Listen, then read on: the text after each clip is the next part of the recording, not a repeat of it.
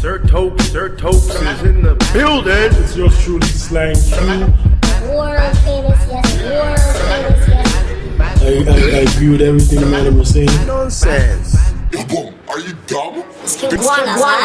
Hear ye. Greetings and salutations, and welcome once again to another installment, another episode of the Man Dem Show. Hit me with a sound effect one time.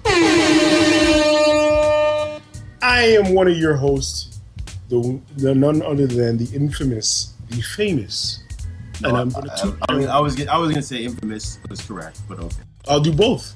I'm both. Fair enough. Yours truly, Slang Hugh. Let me hear the horn one time. And we got none other than my co-host all the way from the peg. This is your boy, Sir Toks. Sir Toks is in the building. Hit him with the horn one time. I feel like Arsenio Hall. I'm liking this. I'm liking this horn thing. It feels nice. You feel important once you hear that horn. It's like, yes, my name means something. I feel like Arsenio coming out from behind the drapes. Yo, we are back at it with the Man Dem Show. Yes, sir. It's been a great run so far. I love it. This is fun stuff. We're hearing a lot of comments, a lot of chatter. We're making new friends. This is entertainment, or as we now call it, edutainment. Yes, sir. That is the word that we'll use from now on. That's right. And before we get any further, we got to thank everybody for tuning in. Thank everybody who's giving us topics. Thank everybody who is even interested. If you haven't even listened to a show, I got people who haven't got the chance to listen, but they're still asking me how it's going and have we talked about this? Have we talked about that? Hey, you guys should talk about this. So I got to big up all the friends and supporters and keep supporting, keep letting people, even if you can't listen to the show, let somebody else know about the show to listen to. Yeah. Let's give him a clap right there. What happened? Nice. Godzilla attacked? God damn. That was my applause, damn it. Is that what that was? Yeah. We need a new applause. It's okay. We'll find the next one. We'll find the next one. In fact, how about we just do the applause ourselves? Fair enough. Here we go. Clap it up. Sometimes effects are not the greatest, but whatever. We go with what we got. So yeah, Slang. What's popping with you before we head on to our topics? What's new? What's exciting? What's up with you? Yeah, man. Well, I'm asking, what's up with you? I mean, done, just living that life, or living a life as best as I can. I got the master beat chef going. Yeah. Any producers out there interested in exercising their skills just for fun, you get at me. I also have, I'm looking into a couple other ventures. One I won't mention yet. Okay. The CBC kind of stole it. Oh, they didn't steal it. I heard that rant about the CBC taking your idea, but yeah, man, you gotta. They didn't even take it. I can't say that because the idea was good just off the jump, and they had the money to do it right away. Whereas I have to figure it out. So kudos to them. I still think we're gonna do it better when that time comes. What else am I doing? Oh, this Friday I'm supposed to be guest spotting on the Bad Boys podcast. We're going to do a little crossover. I don't know when this episode's coming out, but the Friday that we recorded it. All right. I'm going to be at that show. Good stuff. How about you? What's going on with you and the peg? Well, the peg is still the peg. So, nothing wrong with that. Nice weather, really. No, nice weather has been out there, other than we had a few thunderstorms that kind of shook the city. When I mean shook it, I mean it broke trees and it scared people to not come out of their house. But other than that, I really don't do much other than my work. My work is what I do. And if I'm not working, I'm working out. As you know, the challenge is still in full swing. I'd like to announce that I've already dropped 10 pounds since I've started. Let's clap it up for that. I've dropped 4% of my body fat from 28 to 24. So the percentages are dropping, and I've been reading, actually, and you'll probably laugh at this, but I've been reading a book to help me with a new diet, and it's called The Trim Healthy Mama. Now, Mama, Mama, M-A-M-A. Basically, this is where I'm gonna laugh. No, hold on. Basically, it's for women who are either dealing with the stress of gaining weight after a pregnancy or whatnot. But at the same time, it's good for everybody. It's not like it's meant for women. Just for women? It's meant for everyone, but it was two women who are dealt with pregnancy and dealt with weight loss or weight issues after their pregnancy. So it's a good read for anybody who wants to try to change their life and eating habits. And there's a lot. I bought the combo of the book itself and their cookbook, so I'll be starting to use that cookbook as of next week. And I'll be showing some recipes and stuff like that, just to kind of show people that, you know what, you don't have to be going out spending $13 on a sub when you can just cook at home and do your thing, right? So that's me. Ultimately, what you're saying is you're suffering from postpartum depression. Pretty much, yeah, pretty much. Yeah, I had a baby, and I'm having issues right now. I'm trying to fix it. One youth and a baby. All right. Now, we're about to hit it off here with the Man Dem Podcast. Topic number 1, slang, hit us. Topic number 1 comes all the way straight from the peg itself. This is one of Tunde's topics. He's been wanting to do this for a minute. We are going to talk, I should have said Sir Toks. Oh, code names. Code names. Sir Toks. Black people are big on code names, my bad. So, we're going to talk about, first thing we're going to talk about is how far are you willing to go for a friend? What are you willing to do to preserve and cultivate your friendships, quote unquote, relationships? I'll let you start off, Toks. Well, okay, I'm going to ask you a quick question. And this is going to start off the whole topic for me once you answer this question. Now, the question I ask about this topic is there a limit to what you do for a friend? Do you have a limit? Definitely. Okay. Now, here's my situation. Before I got into friendships and whatnot, I didn't think there was any limits. I thought, you know what? Because a friendship is a friendship, and it can, you know, it doesn't seek no bounds or whatever. You should be able to do anything for that person, and it should be reciprocated back to you. It doesn't have to be monetary or whatever, but you would see the same effects back in return. Yeah. So I've done a lot of things, be it loan a couple bucks, give people rides, take care of their kids, or even pretty much, this is probably the extreme that I've done, is that I have given up my place of dwelling to someone who thought would need it more than me. Yeah. Okay, that's what I gave up my space, my dwelling, for someone else to live and hope they can come up from whatever situation they're in. Now that's what I've done. You are a great man, sir. I hate to say it though. You're also a man that should check himself into a mental institute. I am. As we continue, as people would say, yes, I'm pretty crazy. I ain't gonna lie, but in the end, if I can, where's my lovely? No, it wasn't a money thing. Well, pretty much, I got screwed. Okay, because you would think you would get. Again, and hear me out, people, if you're listening. It's not about seeking something in return, okay?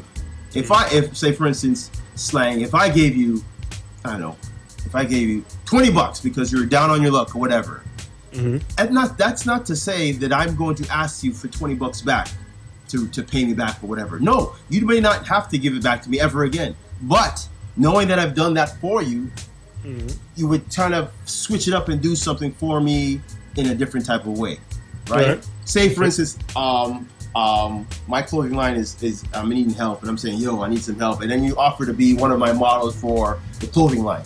That's something that's a trade-off. It doesn't have to be money, but a lot of people are going tit for tat, right? And I lost sight of the whole thing because I was looking for something. I was always looking for something for a return, right? And I thought it made me bitter to help people. You know what I'm saying? It makes you bitter, but at the same time, a lot of friends take advantage of it, and they take. Well, I think that's where you should make a distinction. It made you bitter to help people who didn't reciprocate or appreciate. Right. Again, I've had many friends both here and abroad and you can see and feel how your friendship is with a person based on communication, based on how much they know you. I mean, a person can throw out a happy birthday that you haven't seen in 20 years, not because they know, but because it pops up on their Facebook. Doesn't mean they're a friend.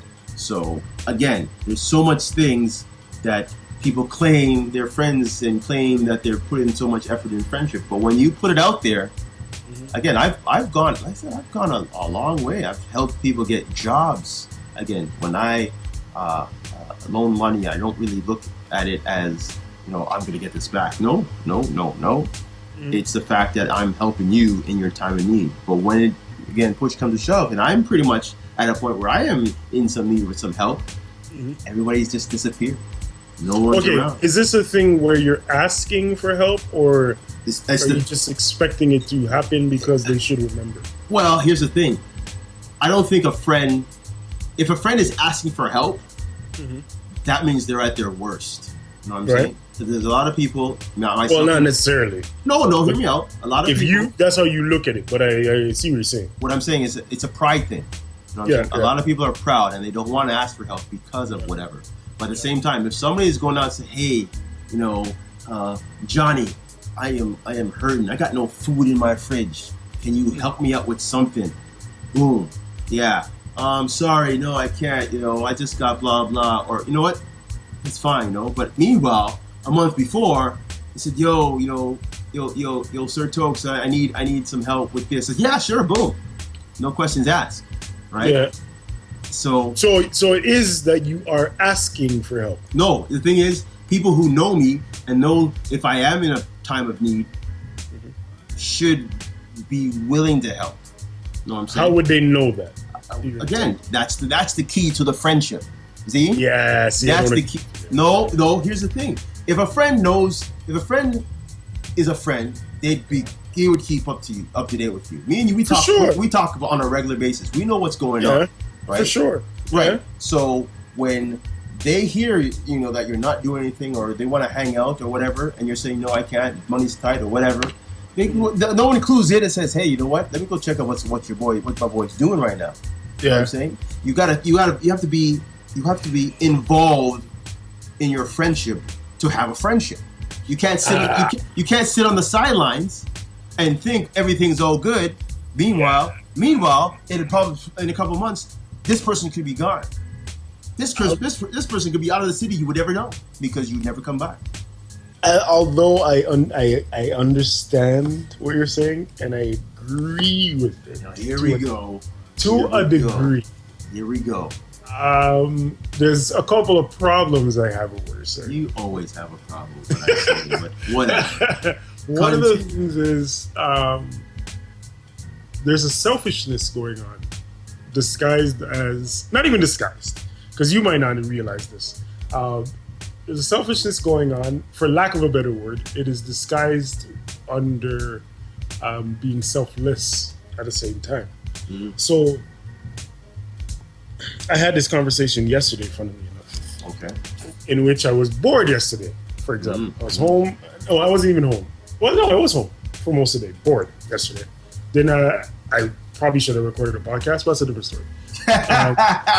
So home, bored, not doing anything, and yet I wasn't the guy to message anybody and say, hey, what are you guys doing?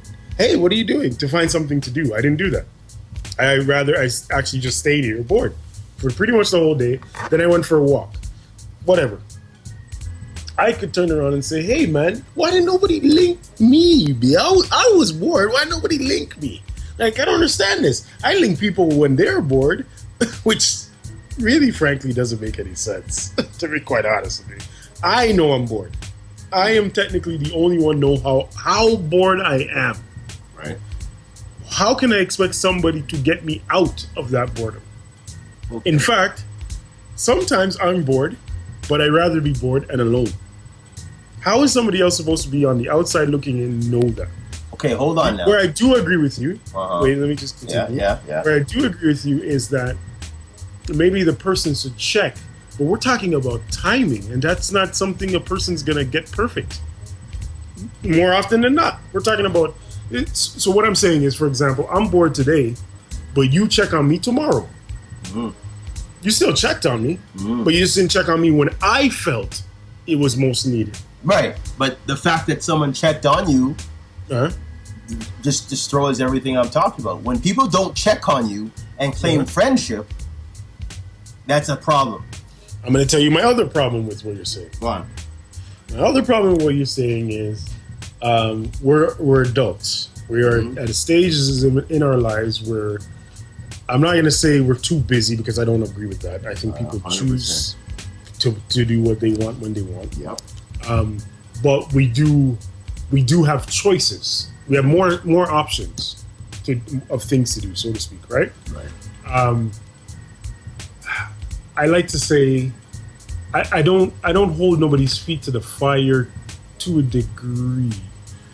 I think my problem comes in, like, okay, so what I'm saying is we're all adults, we all have our own separate lives. I don't expect any of my friends to constantly check up on me. I actually don't. I've never been that guy, maybe because I'm not that guy for my friends. Right. But I believe that the door should always be open as friendship, in which you should know you can call me if you have a problem. You can check up on me, and vice versa. Like if I have a problem, I should be able to call you, and it should be like nothing ever happened. Like it should be months, and it's no problem. If that's it, I have 5 guys. If anybody who knows me, this is very key. Anybody who knows me knows that there are 4 of my other friends. I said 5, but there's 5 of us in total. 4 of my other guy friends that I grew up with, and we're brothers, and they're like blood brothers. Blood brothers to the point of we don't talk every day. I actually don't talk to any of them every day. One of them maybe every day. And those guys can do almost anything to me, short of killing me, and I will forgive them. Because what I like to call it is the friendship bank has been built up to the point where they could do wrong and get away with it. With me. The new guy can't do that. Okay. So to kind of go to the question of how far are you willing to go for your friends, it kind of depends on how far I feel like they're willing to go for me. And I think that's a key thing. I think you can't, it's like lending money. You can't lend money if you can't afford to lose the money. So I'm not doing something for a man who I don't feel will reciprocate, or I don't know. It's not even feel. I don't know will reciprocate. Right. I'm not doing it. I'm not giving you $100 if I don't know in my heart that if I needed at least 50, you'd be able to give it to me. Okay. So not even be able, willing. It's not even be able. It's the will. Okay. So you're saying now that there should be time established, a very lengthy time established to consider someone a true friend. I wouldn't put a timeline on it because timeline. No. I didn't say a direct. I'm not saying, when I say some people can be friends within a matter of a week, other people take months, and some have, like you said, have blood brothers who have been there for years. My question is, you're sorry, not my question, but my statement is that you're saying that you wouldn't put out that type of offering of friendship or help to a friend that you've known for a month compared to the person you've known for 10 to 15, 20 years. That's why I say I can't put a timeline on it, because it's not really a timeline thing, but that is a factor. There is a factor in that, because you kind of technically have to be around to build up that bank. Technically. But let's say, for example, this far-fetched, but let's say I meet a friend tomorrow, and I can't pay my rent or whatever. Right. And that friend says, yo, nah, man, don't worry, man. I know we just met, but I feel your energy, I feel your vibe. Yo, let me help you out. Here, I'm going to pay your next 2-3 months because I know you're on your face. I can't turn and look at that guy and say I wouldn't do the same for him because he just did it for me. Right. So that might be selfish, but I think a lot of situations in life, we don't look at our participation in our own demise. We don't look at the fact that we made a choice to lend Lucy loser money. We actually made the choice to help Joe get the job, and Joe was never really the guy that we could look at for to get something for us, and Lucy was never really the girl that we could look at to help us out in our time of need. But we're doing because we consider ourselves a good person. I'm gonna even take it a little further than that. We sometimes do these things to please ourselves and make ourselves feel like we're helpful. Isn't that what we're supposed to do? Nah, I don't agree. I don't think so, man. Because that's not coming from a place of genuine. It's not a genuine. No. What I'm saying, I feel good when I help people. That's Right. what I do. Not I choose to help people to make myself feel good. There's a difference, you know. So I'd No, say yes, there is a big difference. that's what I'm Right. trying to say. So I help people not because I want myself to look good. No, I help people because it makes me feel good. It makes me feel wanted, needed. You know. It makes me feel that. Yeah, I see. There's a king though, guy. I mean, Dr. Philling it though, man. I'm gonna Dr. Phil you, brother. Go on. That statement of it helps. I like to feel wanted and needed is very, very problematic in some situations How so? because that want will drive you to help people who don't deserve it. Ah. It'll drive you to help people who don't deserve it because you just like the feeling of them needing and wanting you. In a way, I'm taking it there, guy. I'm taking it there. Especially with females, there is a pimp and hoe element to that. There's a pimp and hoe element to the idea that I own a piece of you because I helped you. Ah.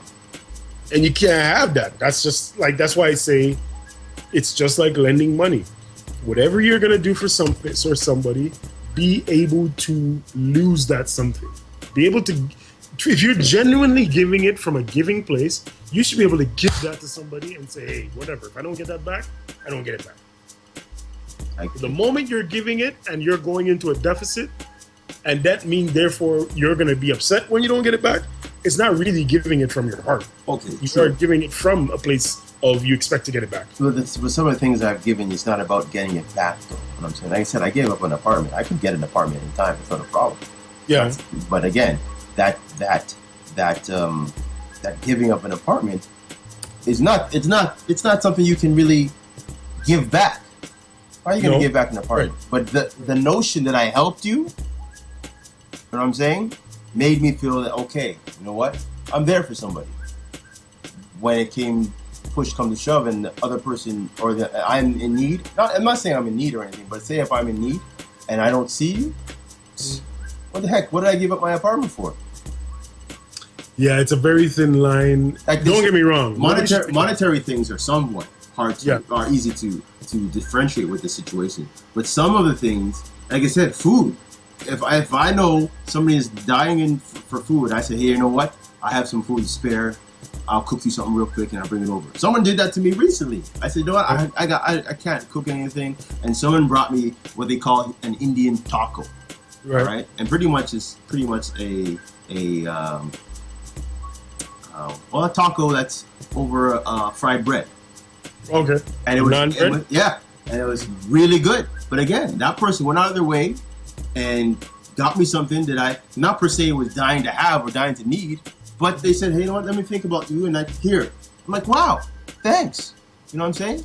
Yeah, I think what I'm saying is that, and don't get me wrong, people are not supposed to be taking advantage of people. This is kind of the reason why I'm not good at taking gifts from women. But I think that for yourself and for many people, I think the key is to recognize your own role in your movie. So what I mean is that when you're saying things like, I'm helping you because it helps me to feel good to help you, I don't know, man. It sounds selfish in the guise of selflessness to me. And I know I'm sounding negative because what you're doing is not negative. There's a positive that you actually want to help people. Right. The negative, I think, comes in that you're helping people with that idea in the back of your mind. Okay, I'm gonna help you, but man, you better show some appreciation later. And the problem with that is the appreciation is relative to you. So the person might be doing something they think is showing you, and you might not think so.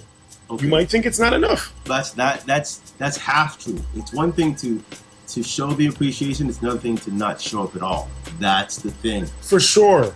That's For sure. the thing. Here's what I'm going to say to you then. This is what I would. My question for you is this. For example, say you give somebody a ride to work one day, right? Say the next time your car breaks down, you need a ride to work from that person. That person says, "Yo, man, I can't. I got plans. Blah blah blah. I got to do whatever." Do you instantly consider that person not grateful for the ride that you gave them? No. Okay. How long do you wait for this quote unquote reciprocation? You can wait. You can wait months, years, whatever. I'm not waiting for the reciprocation. There's no timeline. No. Yes, but you are waiting for reciprocation. No. Okay. Some type. Okay. Again, reciprocation towards the same thing. No, reciprocation could be anything. That's why I said of some type. It could be a year. It could be whatever. Like I said, there's no set timeline. But the fact that the art or acting, even if it's a fact that it's a phone call and see how I'm doing, that's reciprocation of knowing that I've done something. I'm saying it doesn't like there's no scale to what is supposed to balance the friendship ties there. You know what I'm saying? Right, but without the scale, there's left. Since it's left up to interpretation, and yours in particular is what we're speaking of, it's difficult for you to expect anything because that person doesn't know what you expect. But even the dumbest person will know that if you are doing something for someone and you don't do anything back in return, you're taking advantage of someone. I agree with you. Okay. This is why I asked you about time frame. Right. Because you do not know when this reciprocation will come. So you are somewhat making an assumption if it doesn't happen after a certain timeline, which fits into your parameters of reciprocation, not the other person that quote unquote owes you. That's what I'm saying. So and again, I fully understand what you're talking about. Fully understand it. I got a friend right now, quote unquote a friend, who is the type to I, for example, will invite them somewhere or invite them over to hang out or something like that, and they'll always have an excuse, but they'll always have an excuse of being busy. But then you'll hear that then they'll tell you they're out doing this or they're out doing that, and then the second thing is it's also the same person will come to you with the, "Hey man, can I borrow money because I don't have this, that, and the third." So for me in that situation, that's where I feel like it's directly not reciprocal. Like that's clearly not reciprocal. I've seen that. Clearly. I've seen and felt that. So when you see things on Facebook about somebody having a good time, meanwhile they're saying they're broke, and you just lent them whatever. Yes. Okay. Those are different stories. Yes. But again, here's what I'm also gonna say. For me, I recognize my role in my movie. So for that person, they will never get to borrow money from me again. Like until something changes, they will never get the money to borrow from me again. They will never get anything from me again until something changes. The only thing that they will get from me, here's what I say. The only thing they will ever get from me is what they're giving to me. And that's the answer to those text messages. Those are those once in a while conversations. That's where our relationship is. So what I also want to say is that not every friend is for everything. Some friends fit certain parameters. Some friends, quite literally, as selfish and as bad as this sounds, some friends are literally there for you to ask when in your time of financial need. That's as specific as that friend is. There's that other friend that you can link that guy if you have something that you need to get off your chest and talk about. There's that girl. I'm giving you all the scopes, all the broad scopes, just because. There's that girl who is your friend with benefits, and that's what she's for. Like she's your friend. You guys have no serious relationship, but you slam every now and then. That's I think you just have to recognize what categories these friends fit in and act accordingly to them. But at the same time, do you really want to put people in categories? I do. But that's the thing, though. That's me. I never wanted to put anybody in categories. You have to, man. But now, because one would claim that they're your closest friend, are a ghost in your life, right? Another person who you just met will be at your door every beck and call because they want to be a part of your life, and you just know them for a month or two. You know what I'm saying? So you have to understand. Like, there's people, like, for instance, there's somebody I know that is deathly afraid of storms. When I say deathly afraid, I mean they are pretty much crying. Yeah, thunderstorms. So when it comes to me knowing that there's a storm going on, real quick, I'll throw him a text. Hey, how you doing? You all right? Everything good? That's what a friend does. Not per se that this person. I can't agree with you there. No, but what I'm saying is not to say I'm looking for somebody to say something in return about it or whatever, but know that this person can say, hey, I just want to see how you're doing today, blah blah. That's the same level. You know what I'm saying? They don't have to, or even say, hey, you know what? Are you bored? You want to go out for a drive? You want to go out for lunch? Those are the things. Like, it could be money. It could be just a call. It could be a text. It could be a date. It could be anything. What I'm saying is you can't put it on the same. They can't put what you've done on the same sort of what the person's going to do for you. But knowing that you went out of your way to help them deal with whatever they're dealing with is the key factor for me. I step out of my, say, comfort zone, and I make sure, and I try to make sure that you're okay, that your well-being is fine, that your financial situation is better than it should be, because I can, not because I have to, but I can. So, like I said, if I pick up on you and say, hey, how you doing today? What's up? Or I message you, hey, good morning. What's going on? Do you have any plans? And you don't say anything, and then that says, you don't mean anything to this whole relationship. And I mean friendship-wise. You know what I'm saying? Because for sure. If the communication's not even there at all, then it's definitely not a friendship. That's what I'm trying to tell you. So when I do something for someone and you don't get the communication at all in return, how does this person claim to be your friend in the long run? Let me tell you something, man. I have an aunt that once told me she was my favorite aunt, and my question to her was, who told you that? Wait, she claimed that you said that you're... No, she didn't even claim it. I said. That was my problem with the statement. She claimed she was my favorite aunt. And my question was, who told you that? Because I know I didn't tell you that. So how do you know that? Two shots.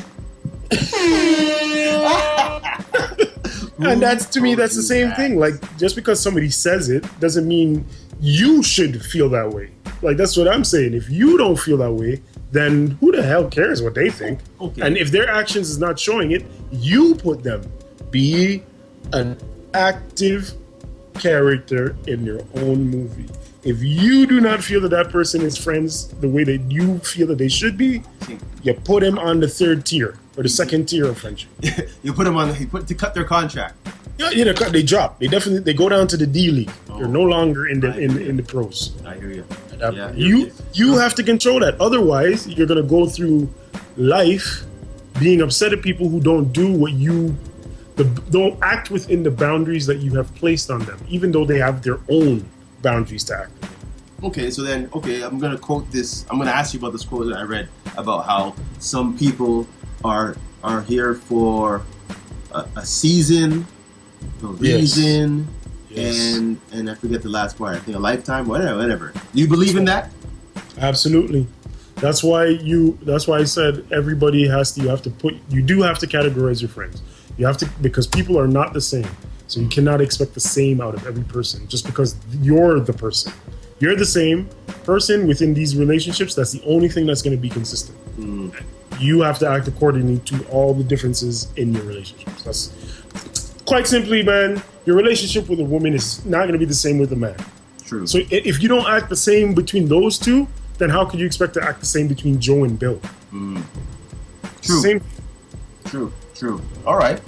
Fair enough. I've been educated. Edutained. I've been edutained. Edutained. I've been edutained just now. Making up words. You're making up words. Look it up. Okay, so on to the next. we will definitely, you know what? We will touch back with this another time with some Yeah, guests. we should. For sure. This is something I have hard time dealing with friends because Hey I'm man, a fan. every topic that we've done on here almost could be retouched, and that's what's beautiful about this. Yeah. We can always get back to it with different views. We can You always might learn. change our mind. It's You might get married tomorrow because that ain't gonna be me. You might get married tomorrow, and then we have to go back and touch the marriage topic. Stuff like that. You might have, I might have a kid. We got to go back. Wait, we never actually talked about that yet. We'll talk about it sometime. But having children, that's a good topic. Yeah. We'll get back to it. All right. Now, going on to the next topic here. The topic is it's a nice fun one, actually. Here it is. Where in the world would you live and why? So, Slang, where in the world would you live? And know what? I'm gonna put a restriction on you, though. You cannot say Jamaica. Yeah, that's tough, man.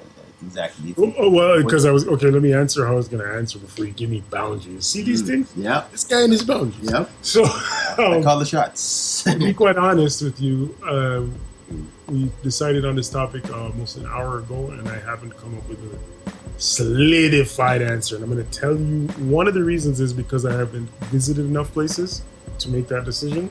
Oh, that's not an excuse though, because you have the internet. Of course it is. You have the internet. You can research on you can research on a lot of things to help you with your situation, with your decisions. I also think it's not the same for you to, just like I don't look like a picture cannot tell you what it's like to live in a country. Oh no, right.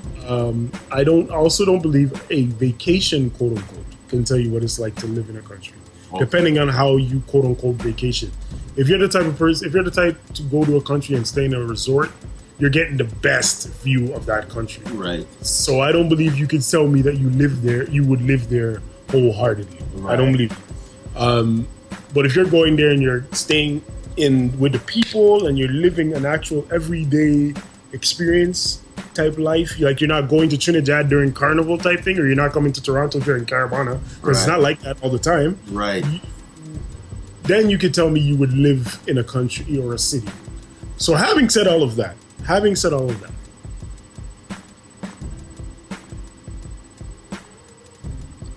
my answer is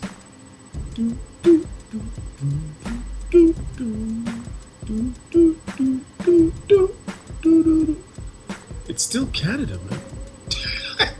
Do I have to be another one? It has to pick another one? Another one. You live here, guy.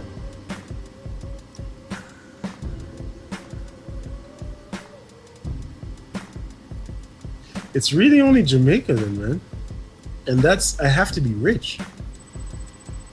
See, that's the thing, though. That's another parameter I was gonna say. Money shouldn't be making your decision, because if you're rich, you can live anywhere. In fact, you don't have to live anywhere. Yeah, but but the question is, where would I live by choice? And I'd have to be rich to live anywhere by choice. That's what I look at. Okay, true. I'm not really an adventure taker either. Like, I'm not a risk taker so much. So stuff like you moving to Edmonton, I could only clap for that because I'm not doing that. What's that? I could only clap for you going to Winnipeg because I'm not doing that. I would do that.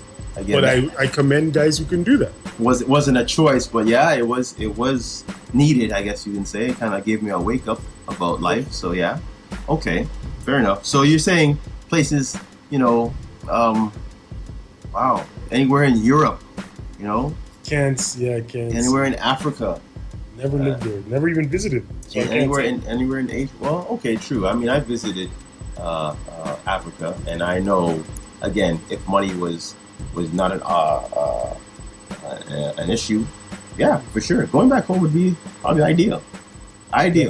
But at the same time, if I took money out as a factor, I know the struggles that people go through without having that loot. So I wouldn't want to go there because of the resources are slim to none.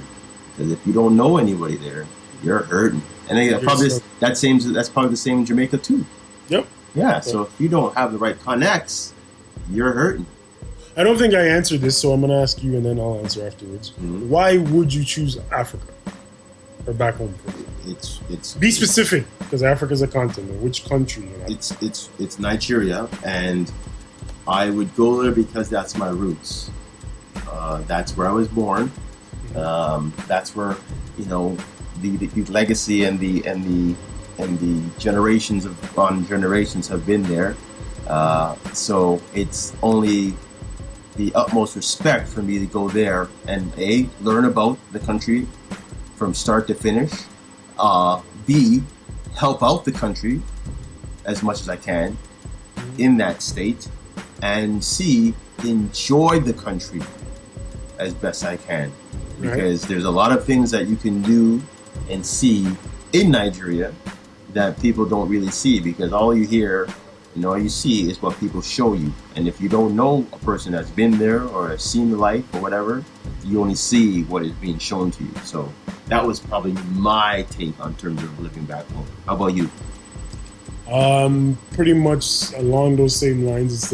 Outside of Canada, it's probably the most comfortable I've been in a different country. And again, I actually lived the day-to-day life. I actually stayed in country for 2 weeks and lived the real rustic. I'm not in the Kingston and the Mobay hotels and resorts, although I do want to do that too one day, but I've never done that going to Jamaica. So I've lived the everyday life, and I enjoyed it while I was there. Right.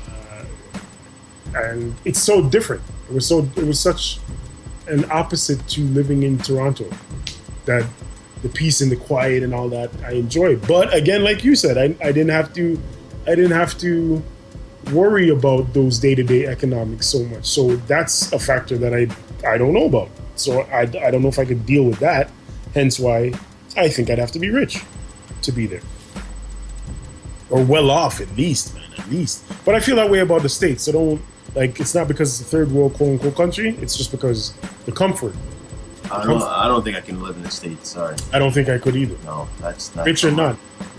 Yeah. And then again, like I said, if I wanted to say somewhere, I honestly would say 2 places. One, Amsterdam. Well, obvious reasons I didn't go. Of course, I know your reasons. Of course.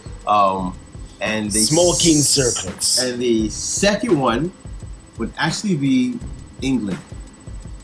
My cousin lives there. He's always telling me to visit. I really want to visit England. I will go there to visit my aunt and my friends that are out there, because again, I owe it to them to see their country and to actually see that place and see how they live.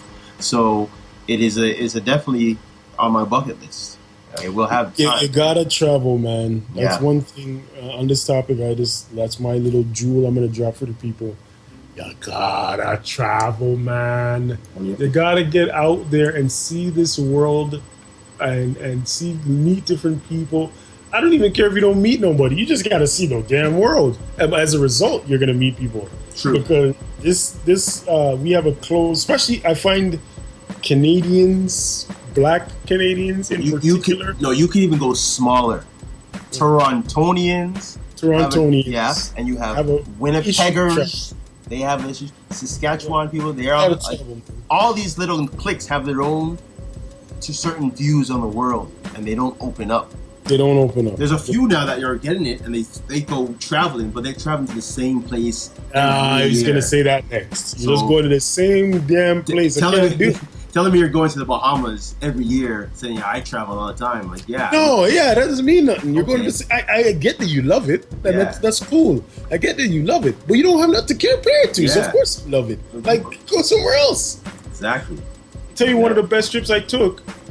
One of the best times I've had on a trip is, and I've only started traveling recently, so I'm by no means am I thumping the pulpit on people. I just learned something, so I got to share it. That you have to travel. But my best trip I've had, or best experience I've had, was in Puerto Rico. And if you would ask me where I want to go, that wouldn't even be on my list, bro. That's not on my list. But I'm going back. I'll tell you that. So I had a great time. So you have to do that. Right. That makes sense. Okay, so let me go on a tangent on this topic then. If not to live, where would you like to visit in probably the next 2 to 3 years? 2 to 3. Yeah, because I mean, because a lot of people can only travel once a year. Yeah, because of finances and whatnot, and even work schedule. Most people. Yeah. 2 to 3 years. this is what I want to do. Wish list in the next 2 to 3 years. A wish list in the next 2 to 3 years are pretty much all the countries you mentioned. But I definitely want to go to Trinidad for Carnival, which I plan to do next year. I definitely want to go to Africa, like especially Egypt. And I definitely want to go to the UK. Definitely. Those 3, hopefully within the next 3 years, I'll be able to do that back to back. See, I'm different though. I have a different aspect on where to go in the world. For some reason, I'm drawn to go to Australia. Oh, hey, I want to see that place too. Drawn, but it scares the heck out of me. Yeah, because every one of those bugs, spiders, or whatever are poisonous and they can kill you in a minute. I don't want to die going on vacation in Australia. That's one. Number 2 is China/Japan. The Far East. Again, because of how they live and there's this mass population of them and all the technology that's going on. I want to see what's in their own backyard that we can't see because of regulations. You know what I'm saying? Right. I want to see, I've seen little videos on hover cars and stuff like that. I've seen computers that are faster than the average eye, whatever. Like there's so much things, robots that walk and talk, whatever. Those are the things I see and I want to experience. And the last one, because, and you can call me the king of segue, is Brazil. Okay, yeah, I do want to go to Brazil too. Brazil's carnival, I heard, is deadly. Yeah, I'm just worried about their Yeah.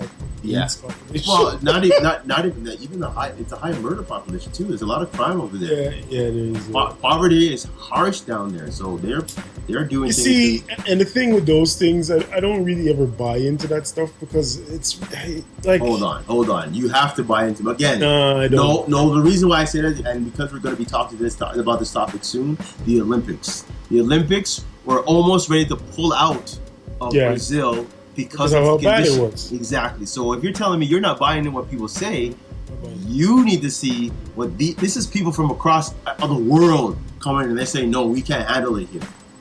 Well, I gotta go. That's just me. No, you're right. I have to go. I understand you have to go. Because my thing is there's always an agenda to these things. To these reports, there's always an agenda. I gotta go. I gotta go see it myself and see what it's like. And the other thing is, I honestly do not believe that these Olympic athletes are living in that much danger. I don't see it. I don't see it. I don't see them having it and knowing that there's this much danger and health issues out there. I don't see it. That's just me. I don't see them doing that. I think because they're used to what they are known in their own facilities and in their own comfort zone of their country. That's why they are making a big stink about a lot of the stuff that's going on in Brazil. Because, again, Brazil is not really known for their Olympic athletes. They probably have the most pristine soccer fields in the world. Right. The most... the rest of it is not serious. Right. So, again, they're not used to that stuff. Because, again, what was the last Olympics in... What was the Summer Olympics? I don't even remember. The last one was... Holy cow! Why can't it? It's only 4 years ago too. It wasn't Japan? Well, no, I don't think it was in Japan. What the hell? Why can't I remember? I can see everything, but I can't remember. Right. Germany? No. I don't. But anyways, what I'm saying is that certain places are known for certain things, and they can fix up their place real quick. You know what I'm saying? So. It's just a matter of them not being comfortable where they're living, so that's why they're making. Yeah, that's what I'm saying. Like if you're coming from a certain type of looking country and you go to another country and things are a little dilapidated or whatever, some of these people are thinking, "Oh, this is horrible," because they've never seen nothing like that before. And it was London. London was the last Olympics in 2012. Oh yeah, London. Feel right? Yeah, it was London. But yeah, again, see, look at London. Look at the contrast between London and Brazil. London is a more, I wouldn't say third world, but they're more modern to what they can do and how they live. Whereas Brazil is more third world, and they have to do a lot of touching up for it to be presentable to the world. So it is what it is. So again, In terms of travel, I do agree. Traveling first would be an amazing thing to do before you kind of settle and want to go somewhere and just disappear. I know a lot of people would love to just retire and just live on the land or wherever. And I would love to go see Portugal. I'd love to go see Greece. I would love to see Italy, France. I love to see everywhere, to be honest with you. Like, I want to go if I could go everywhere once, I'd do it. You know what? Here's the reason why I would like to go everywhere. I want to know how I'll be treated if I go anywhere. That's it too. That's Right? also it. Because I want to know. Because I've always said that racism is not as big as it is in different countries because I've never been there. But Right. if I go there and, I get off the plane and security is looking me up and down because I wear a certain way, I'll say, okay, check. This is an issue. Or if I see people giving me big hugs and whatnot, not caring about how I look like, again, there's a check. I know how these people are, right? Not to say that will be the summary of how people are in that country, but again, you can take in how people are treating you and kind of give a little synopsis of what you are going to expect when you're there. That's right. And that's kind of why I say I have to go, even in the Brazil, because, for example, we are fed certain things, and we've been fed certain things about certain countries, Right. and that A might not no longer be true, or B was never really true, but somebody had a bad experience. So that's the story that was what they ran with. For example, you would assume, I would assume that you would assume that a place like Germany is probably one of the racist places on this earth. When in fact, apparently, it isn't, because they're actually trying to make reparations for their reputation. They are trying, yes. I have read and have heard a lot of things about Germany and how they've changed their way of life. Yeah. Most definitely. So you gotta go, man. Ultimately, I would like to end this question with just saying, wherever you want to go, save that money and get there. Save that money on everything else that you think is quote unquote important right now, besides rent, food, and clothing. Save that money and go out there, man. It's so funny how I see people going to Jamaica every year, and like you said, they say they're traveling, but damn well, man, just go to the island next door there once, once, Yeah. please. There's Grenada. There's the Dominican Republic. Just next door, man. Yeah, Next door. You're Come right. on. You're right. Come on, people. Well, mind Do you, better. but you're doing the good thing about going to these cruises. Yes, sir. Cruises are a good way to kind of take in a few of these countries at a certain period of time. Yep. So and I'm going to try to do a live broadcast from there. So, or not necessarily live, but record one if we can. Yeah. See how Just it goes. talk about my experience, because you got it. That's why I've only started this. This will be my 3rd year, and this is why I'm preaching this now. I'm at an age where I wish I did this 10 years ago, man. And because what would I have done by now? Like, where would I have gone by now? All these different places I would have gone by now. True. And it, again, you meet people, it opens your eyes, it makes you feel, I'll tell you this, man, when I'm in Canada, I personally feel a lot more judgmental and bigot and racist than I do when I'm not, when I'm out there in the middle of the sea. It opens it. Your feelings are more open there. That's right. Feelings different out there because That's of right. what you see and what you kind of are force fed here in North America. It's almost a different force feeding.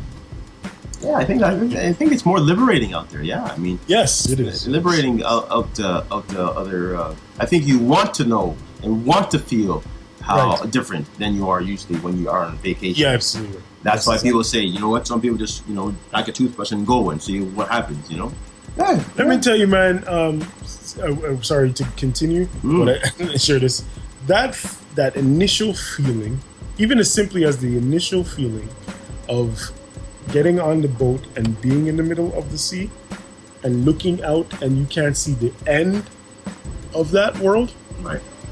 That in itself is humbling, because that in itself makes you feel like, I guess, an ant in that ant farm. Like you're so small, So who are we to be as arrogant and as bitter and as angry and as hateful as all these negative things that we are to each other? Who are we when we're just a little piece of this huge puzzle? Yeah, that view would probably give me anxiety because I watched Titanic. It can. I guess it could. It give me some fears to know that there's nothing out there in the next 400 to 500 miles. Yeah. And I'm here with, I don't know, a couple thousand people. Yeah. And if anything goes wrong, see how mentalities are different? I'm just saying. That liberating. I am. You know what? I'm telling you right now on this show. I'm afraid of water. Right? So am I. No, I can't swim.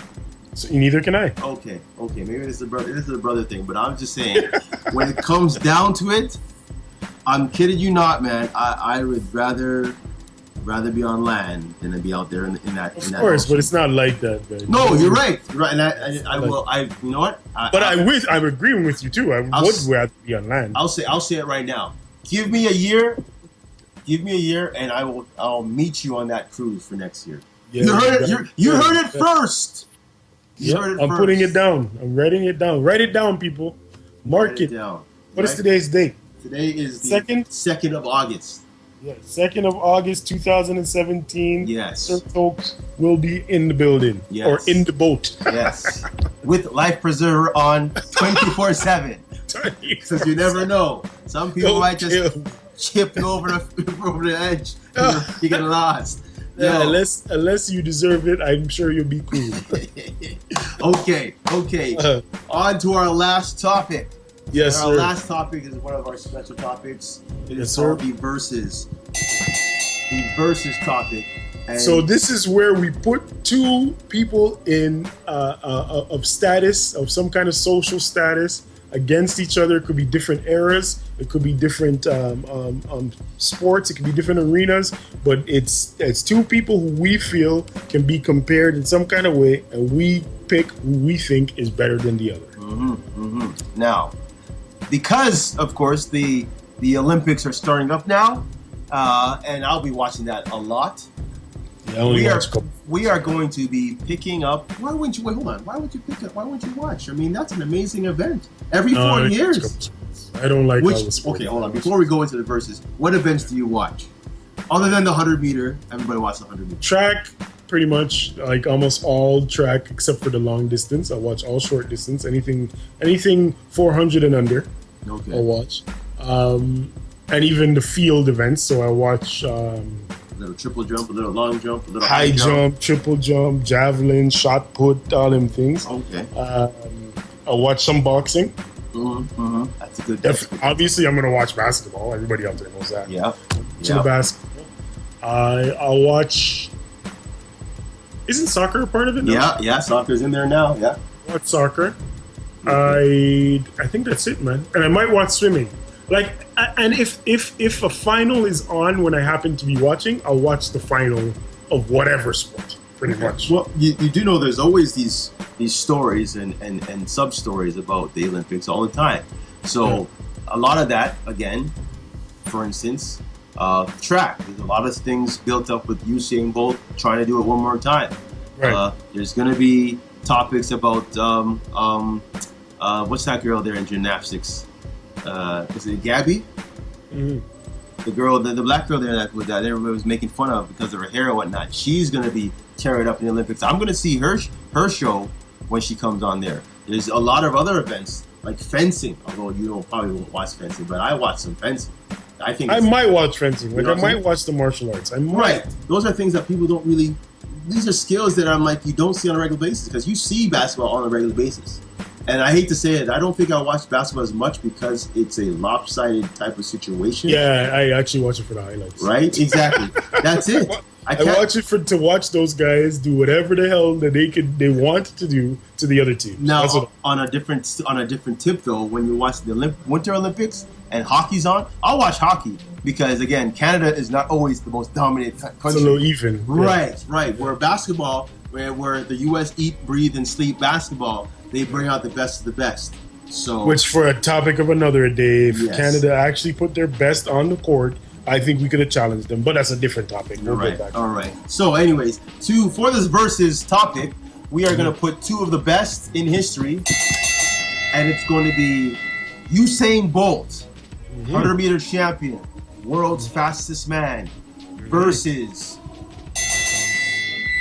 Michael Phelps. One person called him the Olympian of Olympians. He has the most medals, right? He has 18 medals in general. That's the record, right? That is the record, yes. He has more than anyone living. Swimmer. Or dead. Yes, he is a swimmer. Now, when I was reading this first article about this situation, it made a little sense why they call him the greatest Olympian. Because the amount of events and amount of medals he has. Not all of them are gold, but he has all of them in his respective sport. Okay. So he does do also relays as well. So again, sometimes he may not be the best, but he will get a medal because of his team. So you got him versus Mr. Usain Bolt from Jamaica, who was on record has never lost an event since he has stepped on the field. Right. Okay, and he has won 4 medals and has broken. It's only 4? Yes, 200s and 2 200s in terms of gold medals. I'm saying, like individual. I'm saying. Oh, individual. Okay. Yes. Relay. The relays as well. He has, I believe, 2. Yes, he has 2 relays. Okay, so a total of 6 medals. Roughly. Yeah. Yes. So they call him. Again, some people call him the greatest Olympian as well. So, Slang, without any bias. Yeah, difficult. I don't do anything without bias. Who do you think is the greatest Olympian? Who takes it versus? Okay, I'll start off by saying I'm a little off put by the actual wording of the question because I cannot say that I consider either one of them the greatest per se. I'd have to go through some things. But in comparison to each other, who do I think is better? You said no bias, right? Man. I almost would like to revisit how many Olympics did Phelps have, you know? I'm going to check into that right now. You continue and I will find out. Yeah, I feel like Phelps has had 3 Olympics. Right. 2004, 2008, and 2012. Okay, so this goes to what I was going to say. I was going to say that I almost like to have this discussion after the Olympics are over and after Bolt does his thing to see if he continues his reign, right? Now, and it appears that he will. But in that case, I think it's a no-brainer to me. To me, it's you can't. The guy who never loses is better. That's a given to me. The guy who never loses is better, especially if you guys are equal in the amount of work that you have done. Now, right now, currently, Bolt's a little behind by 1 Olympics. I don't think Phelps is going again this year, right? Like he's done. He's retired. He's after this Olympics, he'll be done. Phelps is going again? Oh, you didn't? That's why they're talking about who's the greatest Olympian. Because he's coming back. He's coming back. Okay. He's coming back. Okay, so that makes it even more interesting. But we got to see what both of them do in this Olympics to make a proper comparison. But I'm still riding with Bolt, bro. I got to ride with Bolt. Ultimately, I think Bolt,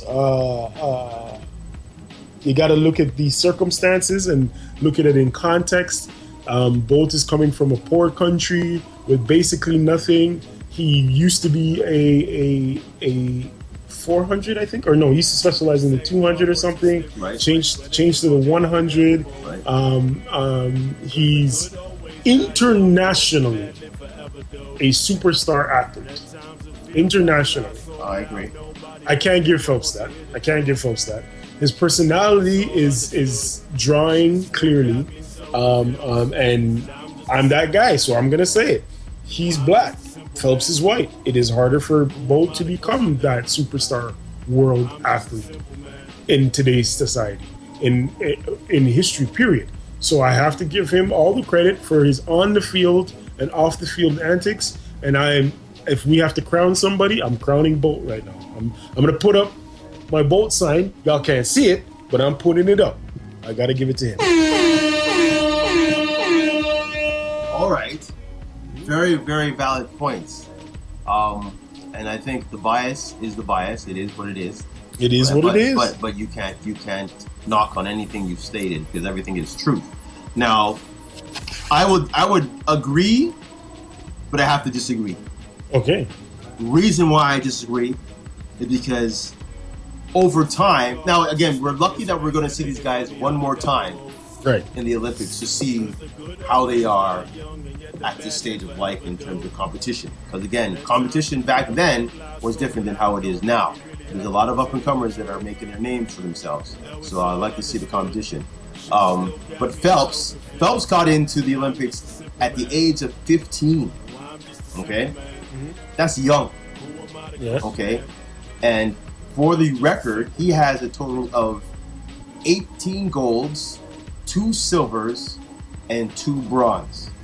Okay? He has the most gold medals of anyone ever in the Olympics. Okay. So just because he does more shouldn't discredit on how great he is, because he still dominated his sport.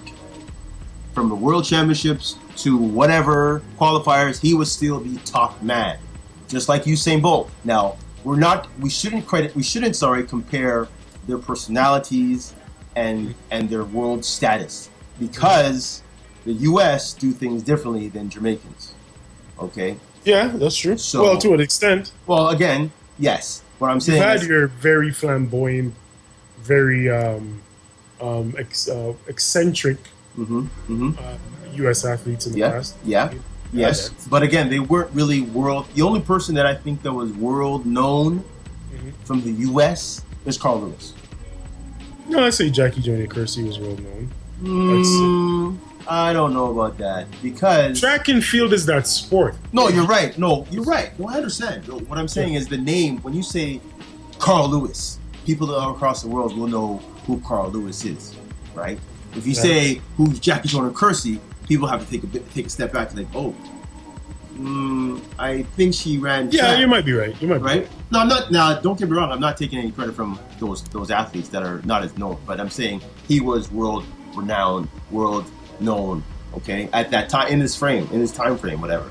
So with Phelps, Phelps is well known within the U.S. I think the U.S. they only like to praise themselves in the U.S. They don't want to go out and praise themselves because they know they'll get their butts handed to them if they need to, physically, verbally, whatever. But now, on the other side of things, Usain is coming from a third country, so he comes and he shows people hope. You know what I'm saying? He gives people strength. He gives people motivation from coming from nothing or close to nothing to where he is now.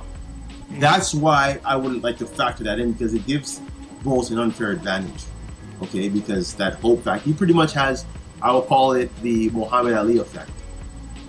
Right? Doing so much and then he just running around the world. I mean, think about it. When's the last time you saw Michael Phelps swim a lap with Prince Harry or Prince William, whatever? Right. Meanwhile, Bolt runs a quick, small, short 20-minute run with one of the princes. You know what I'm saying? Right. Different type of thing. Okay? But again, I'm not going to take away from Bolt. He's great. 6 gold medals. He's never lost a race. But again, I don't think anybody is even close to challenging him. That's why he looks so good.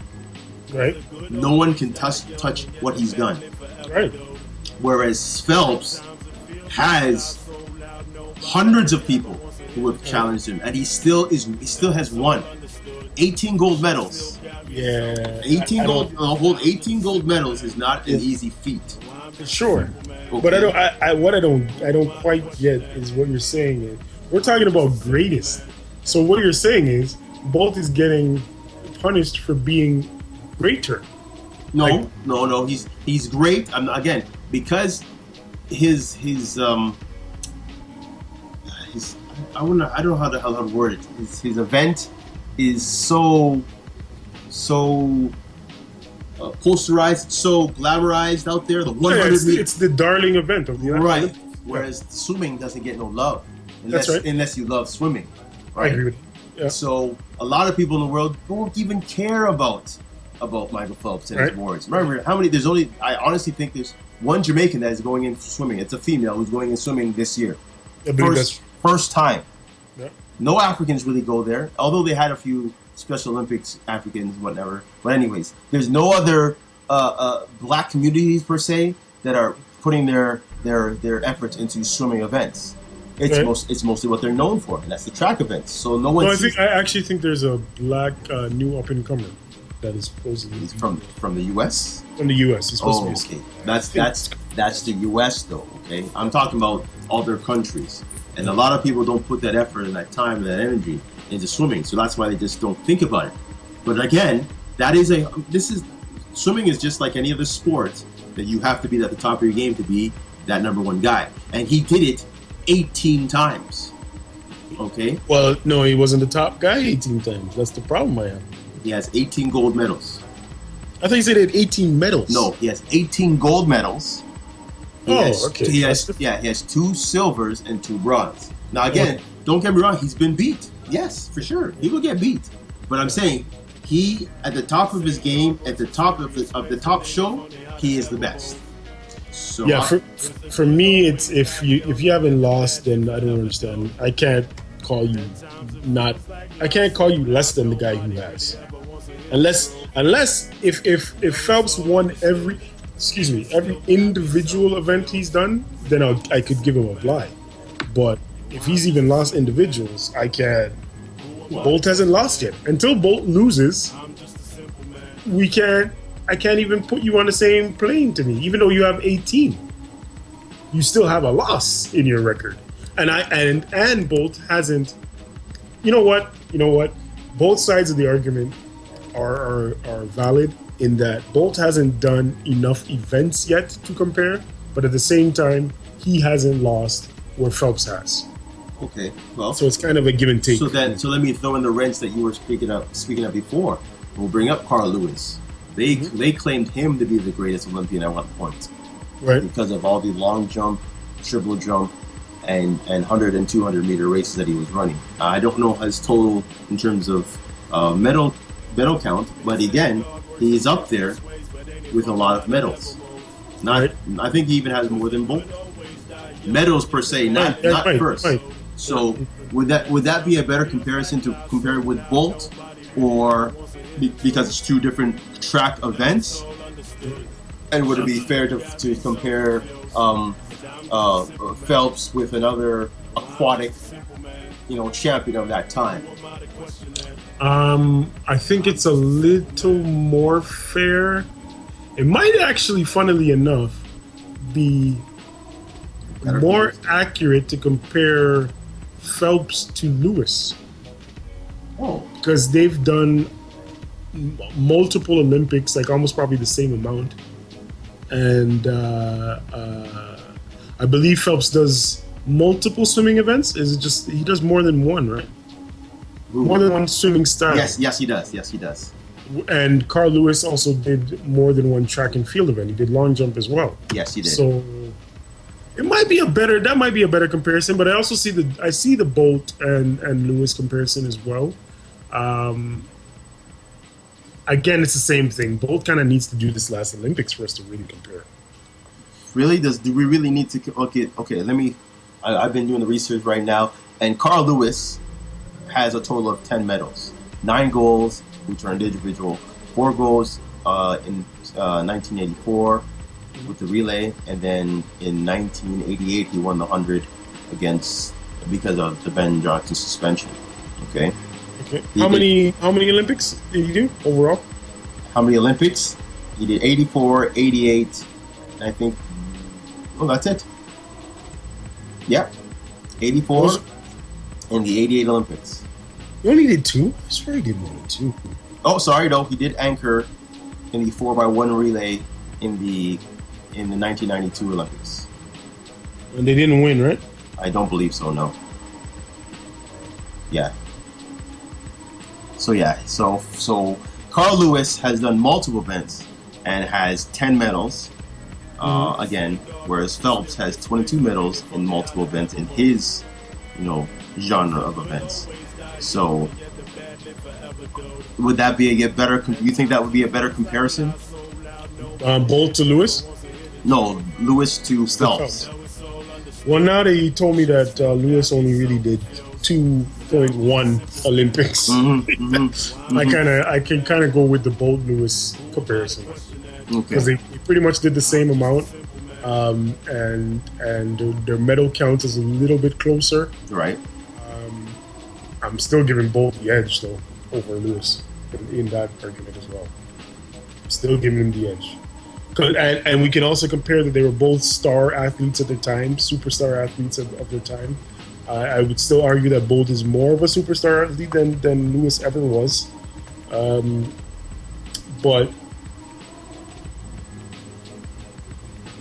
the domination that Bolt is putting on the field is undeniable. Lewis had Ben Johnson beating him. Yes. Lewis also had somebody else beating him. Like he wasn't a dominant force in track and field for his run. I would have to beg to differ because he has 10 medals and 9 of them are gold. Yes. In the Olympics. In the Olympics. Yes. Are we talking how many do you have in the 100 meter? In the 100 meter itself, I believe it's 2. And I'm not even counting the damn one that he got when Ben Johnson. Then it's 1 because he's the only one that. There you have it. End of discussion for me. Like individually on that track and field, he wasn't dominant. Maybe he's dominant in the jump, the long jump, and I don't think he was dominant in that either because I remember him losing to a guy named Powell in one of those Olympics. So where does these medals come from? Actually, now I'm really talking about it. Like, where do you get all these medals from? Relays?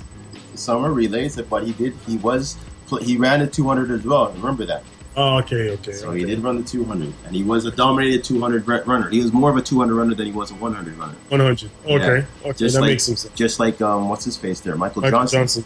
Yeah. He was a 200. I mean, he could have tried the 100, but he was a 200 runner. But again, this is why Bolt beats him. Because Bolt does both those events, and he kills man in those events. Again, you're right. You're right. He kills man. That's the thing. Are they? If you take Bolt out of the equation of any type of these races, would it be a more exciting event because of the closeness of how the other guys are running? Because again, I don't know. Everybody, I think somebody was making fun of it that you step up to the line, you're ready to race in the final, and you look beside you and you see Bolt, and like, well, looks like I'm running for second place.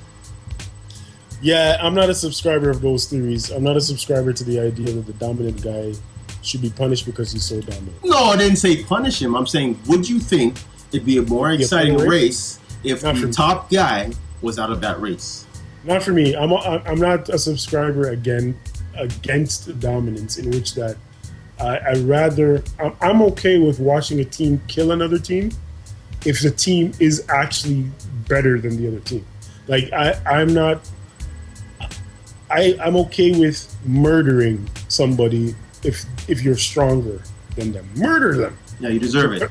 You deserve it. And not only that, they should be stepping their game up. It shouldn't be a thing where, well, it's not so fun because Bolt is killing everybody. Like when Tiger was killing everybody, there was those kind of talks. Yeah, and also those talks only come in certain situations, and we kind of know why, but I won't go into that. But it doesn't make sense to me that you're saying it's not as exciting because this guy's, to me, it's exciting to see if he's going to break his own record. Well, that's again, see, that's where you're getting it wrong. Like, I'm not saying that the excitement is not there.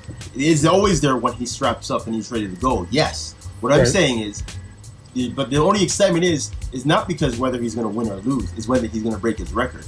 You're playing, you're watching a race. You're watching his race to see how fast or how better he can be better himself.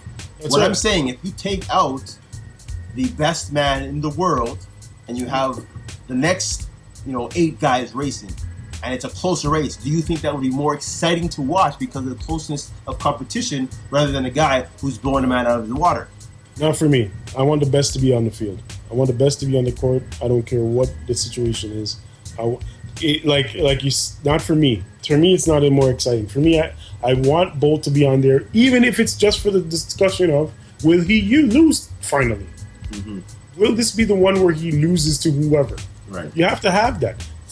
Look at the NBA Finals, for example. It was a done deal. Mm-hmm. Golden State is winning. It's a done deal. Right. But it wasn't a done deal. So Right. that's why we watch. You're right. That is why we watch. So I understand what you're saying, but for me, it's not more exciting to watch the second tier guys go at it. I'd rather watch the best of the best. Whether or not one guy is way better than the other best, so be it. The other best better step up. I totally agree. You know what? Hate to say it, Slang is right in this one, and It's okay. I'm used to it. I'm used to being right. It's a lifelong burden I have to bear. You have got to be kidding. Whatever. Anyways, that's the end of it. We are good to go. Tune in to the opinion site to take a look or take a listen of the Mandem podcast. We are on Facebook, the Mandem Show. The fan page is there. You can see us or hear us on YouTube. And Yes, are we using SoundCloud anymore? Yeah, we're still using songs. Okay, we're still using everything, man. Okay, we're still using Gotta these get better, venues. but we're using everything. Yeah, so again, the more feedback, the better. We love the conversation we were having on Facebook about certain topics. If you have any gripes or any problems or any issues that you want us to talk about, feel free to hit us up. Our email is the slangandtokeshow@gmail.com. You can also hit us up on Twitter at slangandtokes. That's right. And us, of course, we are there individually. I am at Sir Toks 21.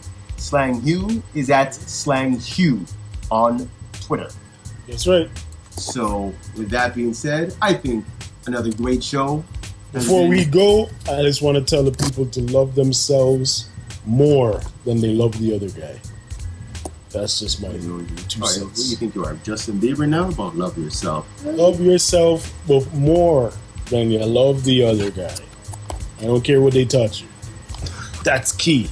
Love More, yourself. Love yourself more. You know what? That is the phrase of the day. Folks, listen to it. Love yourself more than the others. That's right.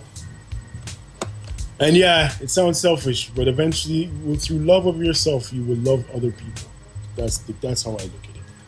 Anyway, Slang with Hughes, that, the philosopher. that's me. You can always Esquire. you can always nickname him Plato or whatever you want to call him. But yeah, he has words of wisdom, and I listen to him daily. Sometimes they're right, sometimes they're great, sometimes they put me to sleep. Sometimes it's nonsense, It's but true. that's the duality of man. That's all right though.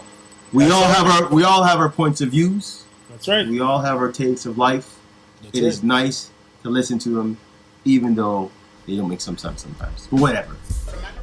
With that being said, Let's get out of here because we're done. most definitely. We out.